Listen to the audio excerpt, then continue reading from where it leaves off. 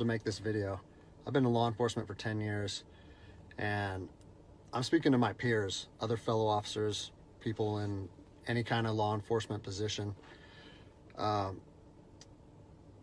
I've seen officers nationwide enforcing tyrannical orders against the people, and I'm hoping it's the minority of officers, but I'm not sure anymore, because every time I turn on the television, every time I look to the internet, I'm seeing people arrested or cited for going to church, for traveling on the roadways, for going surfing, opening their businesses, going to the park with their families, or doing nails out of their own house, using their own house as a place of business, and having undercover agents go there and arrest them and charge them with what?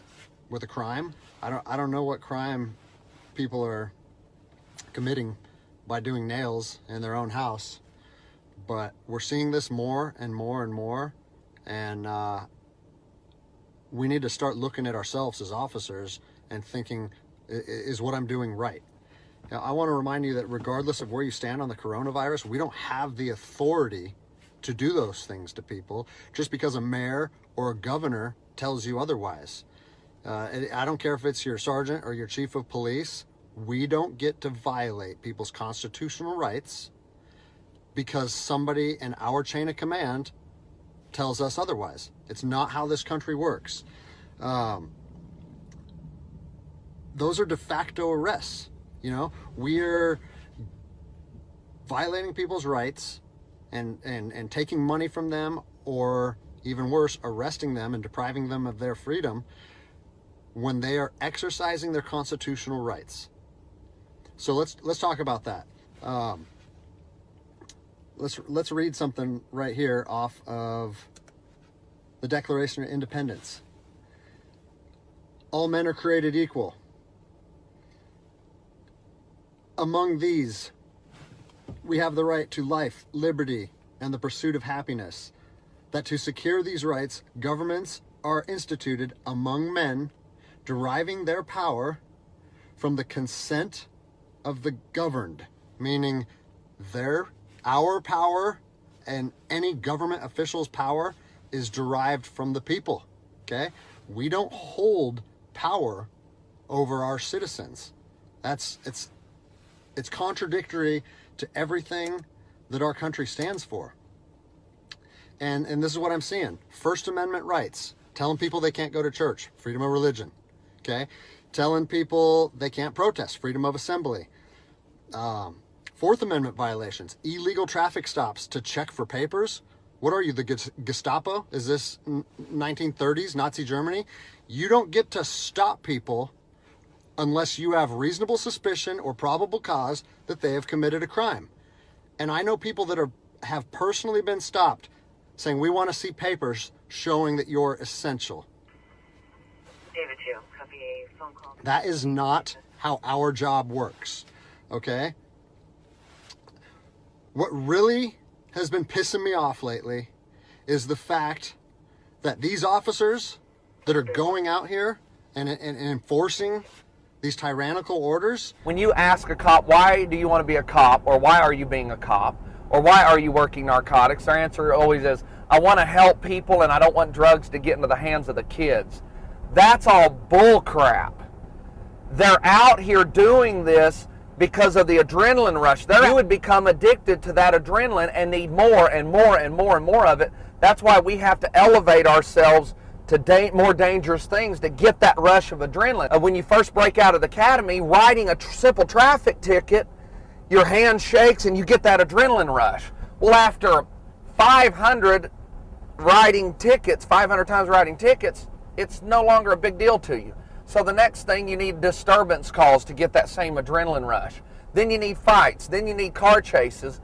Cops are out here doing this for the fame of it, and for the adrenaline rush, and for the peer acceptance. Because after there's a big drug bust, there's a big party, and that officer is considered a celebrity. What they're doing is they're making my job and my safety, or they're putting my job and my safety at risk. Because what you're doing is you're widening the gap between public trust and law enforcement officers. And what that's going to do is it's going to, I mean, look at what's happened to law enforcement in the last 10 years.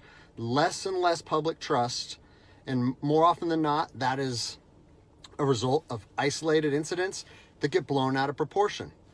They're not isolated anymore. They're happening every single day. And the thing that I want you guys to realize is that our power that we hold as law enforcement officers is nothing more than a facade. It's a badge and a gun. And people, you don't realize, if you haven't lived in anarchy, if you haven't seen combat, things can be stripped from people in a heartbeat. And that's what I'm afraid of. I'm afraid that these actions are going to wake a sleeping giant, i.e. the American people, okay?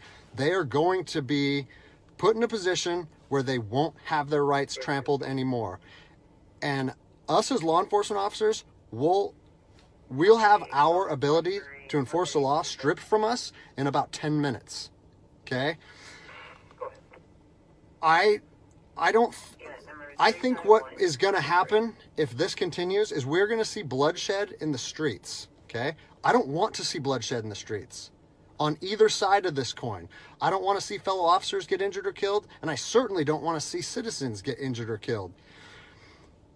And I promise you, most of you out there doing these tyrannical acts against our citizens, you're not ready for combat. You're not mentally or physically ready for combat in the first place. I promise you, you don't want to go through that, and I hope I never have to go through that again. You know, you don't get to just say, well, I'm doing this because I was told to do so, or I'm following orders, or I need to keep this job. Guess what? I need to keep this job more than anybody. I have 3 young children. I have 2 houses. Like, I have the same sob story that the rest of you guys have. But my personal choices and my living arrangements, no matter what they are, don't allow me to trample on people's rights. And I don't understand why that concept is so hard for people to understand. Listen, you need to stand up for what's right. You need to, if you're part of a department or an agency that is asking people or asking their officers or their deputies to impose on people's rights and infringe on their freedoms, you need to step up and say, no, that's not me. That's not what I signed up for, and that's going against my oath. And if that costs you your job, so be it. At least you'll be able to look at yourself in the mirror at night. I've already expressed this to my department. And luckily for me, I come from a department that I feel like my chain of command shares my view, but I don't care what department you're part of or what your chain of command thinks. You don't get to trample on people's liberty. And so, you know, as a special operations veteran, I've fought on the streets of Iraq under the U.S. government's guise of freedom. And I'm telling you what, the American people are going to you are going to wake a sleeping giant, and they are going to fight 10 times harder for their freedom on their soil than anything you've ever seen before. And if that's something you're willing to face, then keep trampling on people's rights.